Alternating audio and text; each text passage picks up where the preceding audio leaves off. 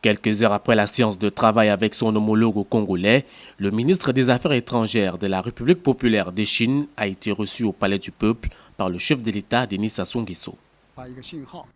Je suis venu, je l'ai dit tout à l'heure au président, pour émettre un signal au monde entier. C'est que la Chine est pleinement confiante en l'avenir du Congo et en l'avenir de la coopération sino-congolaise. C'est vrai que le Congo fait face à des difficultés temporaires, mais nous sommes confiants que sous la conduite du président Sassou Nguesso et grâce à l'unité du peuple congolais, le Congo réussira à s'engager de nouveau sur la voie du développement.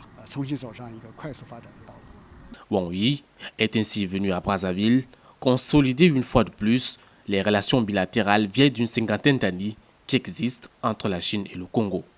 Dans le cadre de la coopération économique, c'est le projet de la zone économique spéciale de Pointe-Noire qui tient à cœur les deux pays amis. Le plus attendu, c'est de mettre en marche le plus tôt le projet de la construction de la zone économique spéciale de Pointe-Noire. La construction de la zone économique spéciale de Pointe-Noire va se référer à l'expérience réussie de la réforme et de l'ouverture sur l'extérieur, notamment de la construction des zones économiques spéciales de Chine. Ce sera un essai très utile et la construction de cette zone économique spéciale va considérablement contribuer au renforcement de la capacité du Congo à réaliser un développement autonome. Nous espérons faire de Pointe-Noire un projet phare, un projet pilote de la coopération sino-congolaise en matière de capacité de production industrielle et un exemple du développement intensif de l'Afrique. Nous en sommes pleinement confiants. Pour la réalisation du dit projet, toutes les conditions sont déjà réunies. Les travaux devront d'ailleurs démarrer entre mai et juin de l'année en cours.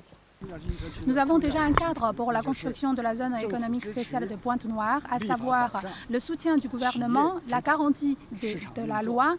Les entreprises vont jouer un rôle principal et le marché va jouer un rôle très important. Il faut construire à l'avance les infrastructures nécessaires et il faut valoriser les ressources humaines dans la construction de cette zone économique. Nous en sommes parvenus à un large consensus et ce cadre correspond tout à fait à la tendance générale de la coopération internationale et correspond aux besoins de la République du Congo pour la marche vers le développement et contribuera au mieux-être de la population congolaise.